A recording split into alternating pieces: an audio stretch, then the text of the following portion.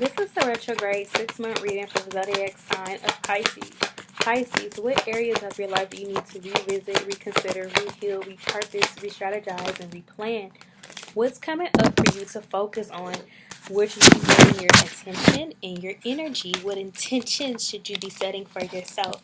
We're also going to do a Leo new moon reading, because if you can work through what retrograde is causing into your awareness and bring it to your attention, then you are able to move forward accordingly.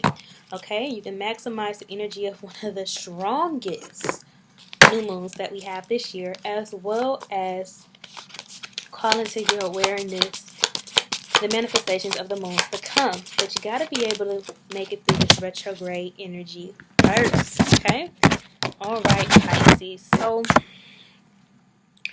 I am pulling cards to see what it is that you need. Where are you in your journey? How are you feeling about everything, Pisces? The last few readings that I've done for Pisces have actually been very, very positive. Pisces has been moving forward in their purpose and in their calling, what they've been called to do. They've been stepping outside of the box. They have been stepping out of a place of fear and stagnancy and being brave and going against, what people are telling you should settle for and what it is that you think you should have, and being able to expand and grow a little bit deeper and trusting that expansion. There is a lot of greatness available to you. I have seen your progress, Pisces, and I'm incredibly proud of you. And I'm going to just get into this reading and see what's next for you, Pisces, what's coming up. Okay, so the first card we have is Venus. It flew out with Pluto, which came in upside down. Venus rules love, money, and what we attract in a partner, who we are attracted to, the type of persons that we want to be with in a relationship, who we want to have a relationship with, and how that relationship operates for us, Pisces. So, for Venus and Pluto to appear together, Venus appeared upright. So you have like the mindset of you're very clear about what you want, okay? Now we have Pluto in retrograde because it's upside down, and Pluto is actually also retrograde right now. So during this Pluto retrograde, you may be taking a deeper look about a partner and where it is that you can be better and where you can attract better, and where you can stop settling for certain things, like where you could evolve better and where you can allow yourself to grow without stifling who you're meant to be.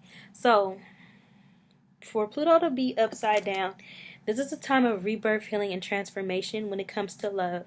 You have taken the time to heal yourself and work on yourself. You know where you have been wronged before. But this is a new situation. This is a new time. This is a new opportunity. I'm getting the Libra card, which is the card of love, relationships, and fairness and harmony. I'm also getting the 7th house, which Libra rules the 7th house, and it's also the other house that Venus rules, and it's coming in upside down. So what I'm getting is there is a particular relationship or situation that if you're willing to put in the work, it will work. But if you want something new, you can go with someone new or start fresh.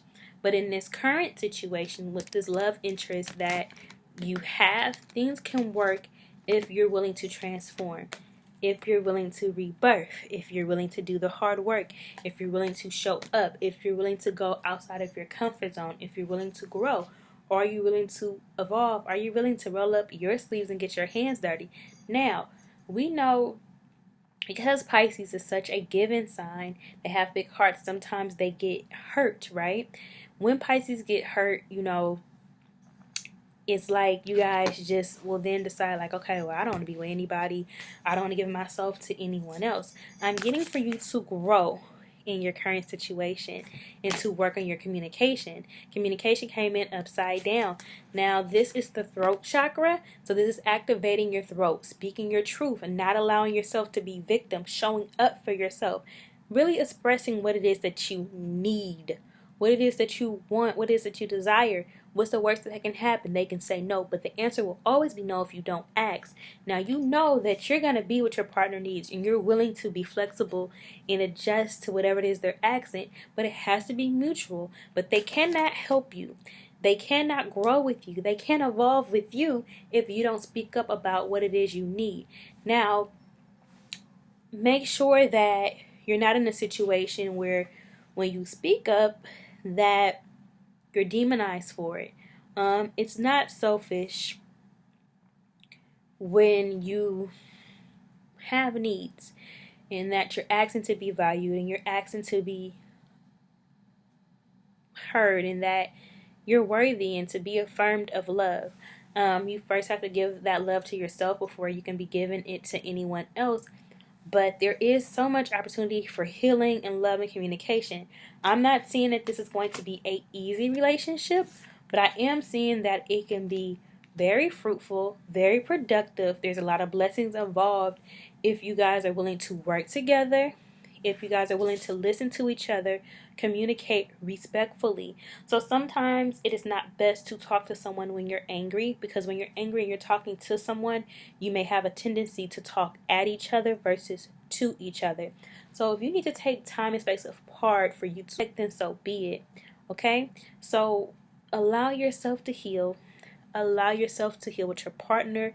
Allow yourself to live in your fullest potential, your highest calling, purpose, and destiny.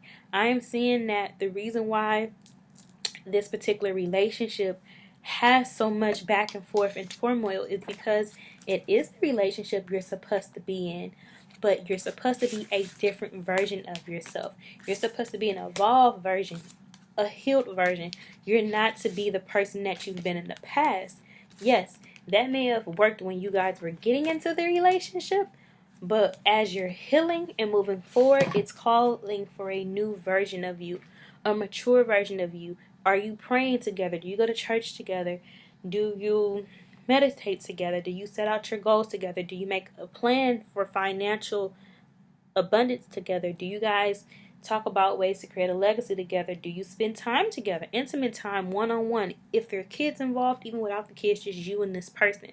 So I'm very excited for you, Pisces. You've done the personal work to get to where you need to within your spirit life, within your career, within your health. But to sustain this relationship and this love, you're going to have to work with your partner. But it's going to start by you being brave and speaking up for yourself, activating your throat chakra, and not like talking like a victim, okay?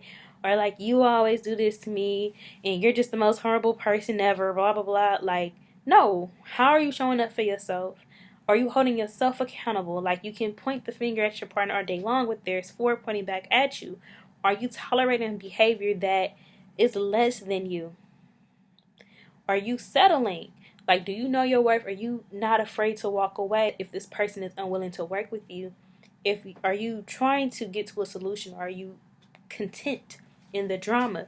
Because the drama is easiest. Are you willing to go the extra mile?